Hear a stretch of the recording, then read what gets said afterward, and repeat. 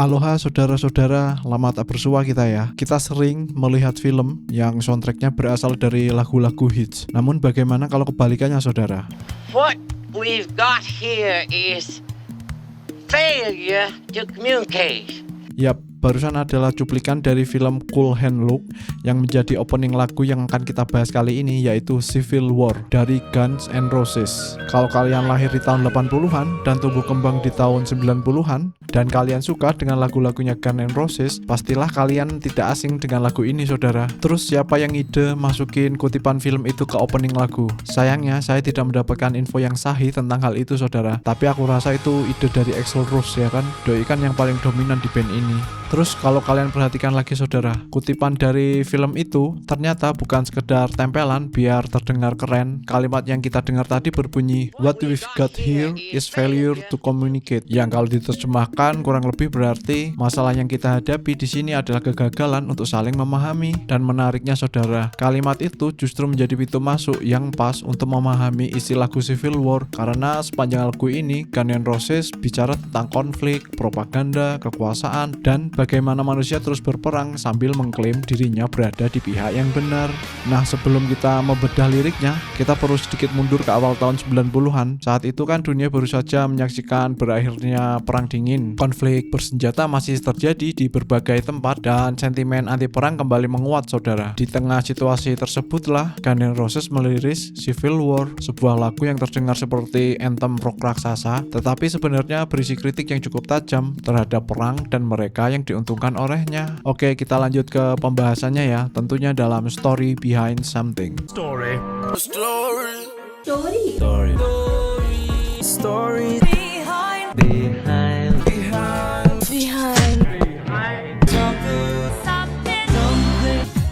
Oke, sekarang kita masuk ke latar belakangnya ya saudara. Jadi pencipta lagu ini ada 3 personil, yaitu Slash, Duff McKagan, dan tentu saja Axl Rose. Menurut Slash, cikal bakal Civil War sebenarnya berawal dari riff-riff instrumental yang sering dimainkan Guns N' Roses saat soundcheck. Riff itu bahkan sudah ada sebelum mereka berangkat ke Jepang dalam tur dunia Appetite for Destruction. Kemudian Axl Rose mulai menambahkan lirik dan ide-ide ke dalamnya. Sedikit demi sedikit lagu itu akhirnya menemukan bentuk sempurnanya menjadi Civil War yang kita kenal sekarang. Salah satu proses penyempurnaannya kabarnya berlangsung saat band ini sedang melakukan soundcheck di Melbourne, Australia. Dalam sebuah wawancara tahun 1993, Duff McKagan juga menceritakan asal-usul salah satu bagian lirik yang paling terkenal di lagu ini adalah ketika dia mengenang masa kecilnya. Ketika itu dia ikut pawai perdamaian bersama ibunya saat usianya baru sekitar 4 atau 5 tahun. Dan pawai tersebut digelar untuk mendukung perjuangan Martin Luther King Jr.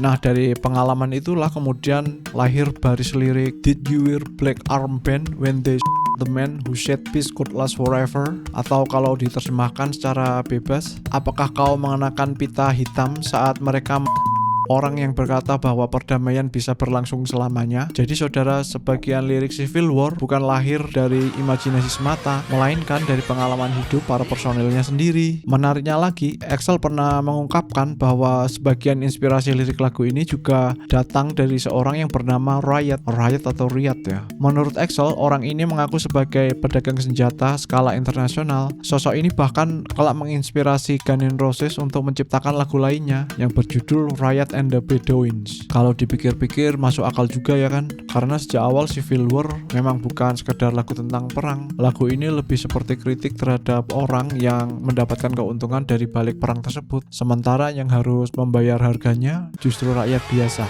Nah, dari semua cerita di balik pembuatannya tadi, kita mulai bisa melihat satu benang merah yang menghubungkan semuanya saudara. Civil War bukan lagi lagu yang berpihak pada satu negara, satu ideologi, atau satu kelompok tertentu. Lagu ini justru mempertanyakan perang itu sendiri. Perang seringkali dijual atas nama kehormatan, patriotisme, agama, atau bahkan kebebasan. Tetapi ketika peluru mulai ditembakkan, yang tetap saja orang biasa, belum lagi trauma setelahnya. Oke, sekarang kita bedah liriknya ya. What we've got here is failure to communicate. Dari situ kita bisa lihat masalah utamanya adalah banyak perang terjadi karena manusia gagal memahami satu sama lain. Ketika dialog berhenti, saling berprasangka buruk, lalu kekerasan dianggap sebagai jalan keluar. Jadi ya ketika komunikasi gagal, konflik seringkali menjadi bahasa yang digunakan berikutnya. Look at your young man fighting, look at your woman crying, look at your young man dying, the way they've always done before. Di sini bukan cuma bicara tentang korban di medan perang saja, yang termasuk wanita juga yang menjadi korban, tapi juga soal generasi muda yang banyak mengalami kerugian dan kekerasan. Anak-anak muda yang seharusnya punya masa depan malah jadi bahan bakar perang. Mereka yang dikirim ke garis depan bukanlah para jenderal atau politisi yang memutuskan perang, tapi justru generasi muda yang masih polos dan penuh harapan. Look at the hate we're breeding. Kita tidak cuma mewarisi konflik, kita justru aktif membiakannya. Jelas yang kita biakkan di sini adalah kebencian. Kata breeding atau membiakkan itu sengaja dipakai seolah kebencian itu seperti hewan ternak yang kita pelihara dan kita biarkan untuk berkembang. Look at the fear we're feeding. Untuk membiakkan kebencian itu tentu saja kita butuh makanan, dan makanannya adalah ketakutan. Politisi, media, penguasa, mereka semua punya kemampuan untuk membuat rakyat takut pada orang lain, takut pada perubahan, takut pada kehilangan. Nah, ketika orang takut, mereka lebih mudah untuk dikendalikan, saudara. Look at the lives we're leading. Nah, berikutnya ini ada beda sudut pandang, saudara. Bila sebelumnya menuju ke mereka, penguasa, elit, sistem, dan lain sebagainya, di lirik ini malah balik menunjuk ke kita. Kita juga bagian dari sistem ini, kita hidup di dalamnya, membiarkannya berjalan, bahkan ikut menikmati kenyamanan yang ditawarkannya. Bisa dibilang hidup kita sehari-hari adalah bagian dari sistem yang mempertahankan kebencian dan ketakutan. The way we've always done before. Nah, ini yang paling getir, saudara. Kita tahu ini salah, kita tahu ini berulang, tapi kita tetap melakukannya. The way we've always done before. Kita tidak pernah benar-benar belajar dari sejarah. Terus kita masuk ke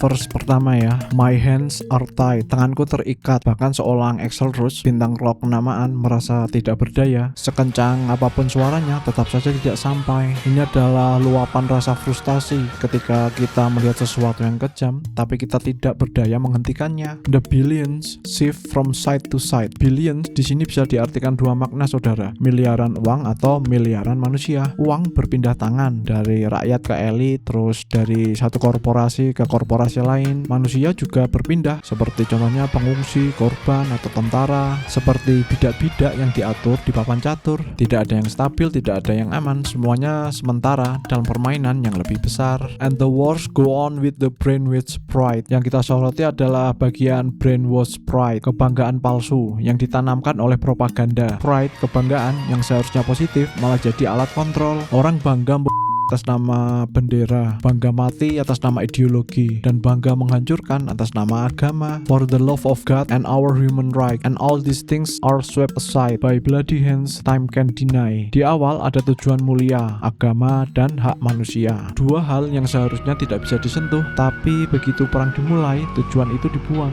dan diganti oleh tangan-tangan berdarah. Dan itu adalah bagian dari sejarah yang tidak bisa kita bantah. And are washed away by your genocide, and history hide the lies of our civil war. Tersuci bersih oleh genocidemu. Bukan dibersihkan dalam artian suci, tapi dihapus paksa. Genocide bukan cuma manusia, tapi mencuci nilai-nilai kemanusiaan itu sendiri. Sejarah menyembunyikan kebohongan dari perang saudara kita. Ini menggambarkan kejahatan itu ditutup-tutupi oleh sejarah yang kita tulis sendiri. Terus setelah itu kita masuk ke verse kedua. Did you wear a black armband when they the man who said peace could last forever? Referensi lirik ini langsung menyorot ke Martin Luther King Jr. pada tahun 1968.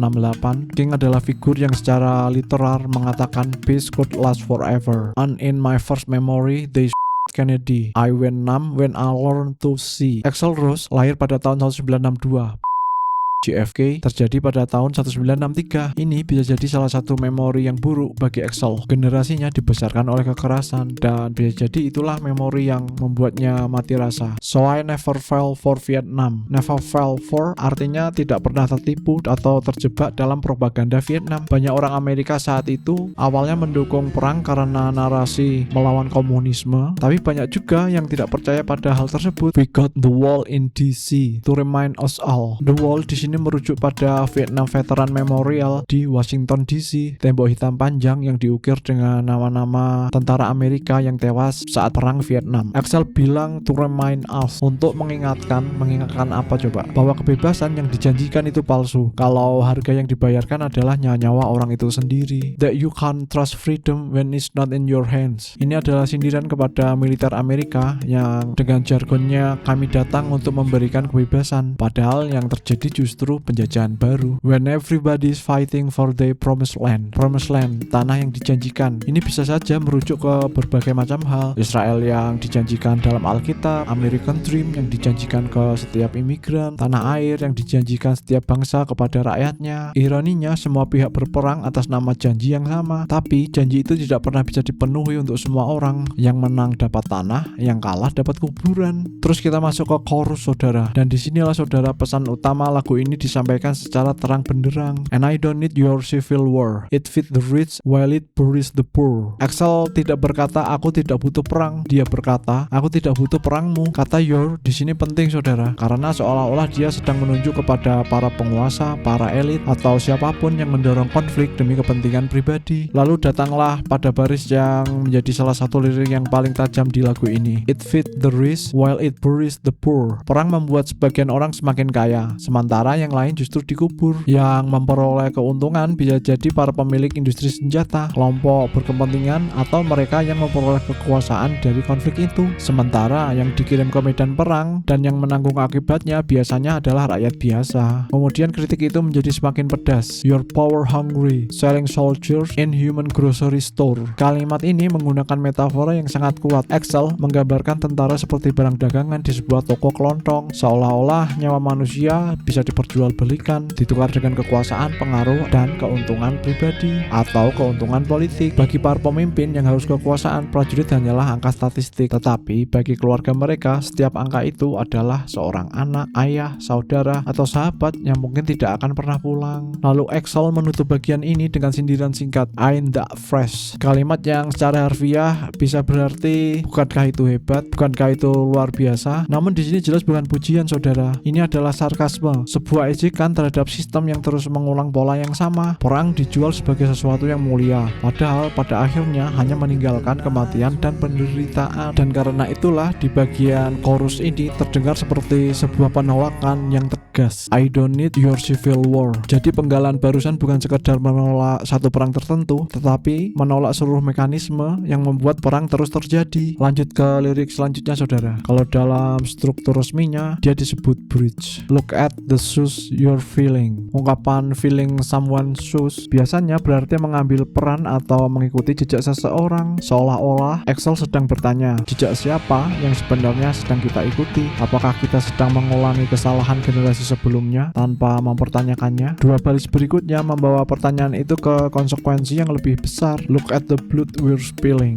Look at the war we're killing. Perhatikan bahwa kali ini bukan lagi they atau them, melainkan we. Bukan darah mereka yang ditumpahkan, tetapi darah yang kita tumpahkan. Bukan dunia yang mereka hancurkan, tapi dunia yang kita hancurkan. Look at the blood we're spilling. Sebelumnya adalah look at the young man bleeding. Orang lain yang berdarah. Sekarang we're spilling, darah yang kita tumpahkan. Ada perubahan dari mereka jadi kita. Bukan dunia yang mereka hancurkan, tapi dunia yang kita hancurkan. Kita bukan lagi korban atau penonton. Kita ini adalah pelaku. Kita ikut menumpahkan darah, entah itu langsung di medan perang atau tidak langsung, lewat pajak, dukungan, dan dengan diamnya kita. Dan kemudian muncul kembali kalimat the way we've always done before. Kalimat yang terdengar sederhana tetapi terlihat sangat pesimis, ya kan? Seolah-olah sejarah manusia adalah lingkaran yang terus berputar. Look in the dark we've wallowed. Wallow yang artinya berguling-guling, berendam atau terjebak dalam sesuatu yang biasanya lumpur atau kotoran. Di sini doubt atau keraguan adalah lumpur yang kita pilih untuk berendam. Look at the leaders we follow. Perhatikan bahwa lagi-lagi Axel menggunakan kata we, bukan hanya menyalahkan para pemimpin, tetapi juga mempertanyakan mengapa kita memilih untuk mengikuti mereka. Mengapa kita begitu mudah percaya pada tokoh, ideologi, atau janji-janji besar tanpa kita mempertanyakannya terlebih dahulu. Look at the lies we've swallowed. Cara harfiah berarti lihatlah kebohongan-kebohongan yang telah kita telan. Metafora ini menggambarkan bagaimana propaganda sering diterima begitu saja. Kebohongan yang diulang terus-menerus akhirnya dianggap sebagai kebenaran. And I don't wanna hear no more. Ini terdengar seperti titik jenuh setelah melihat kebencian yang terus diwariskan, darah yang terus ditumpahkan, para pemimpin yang terus diikuti, dan kebohongan yang terus ditelan.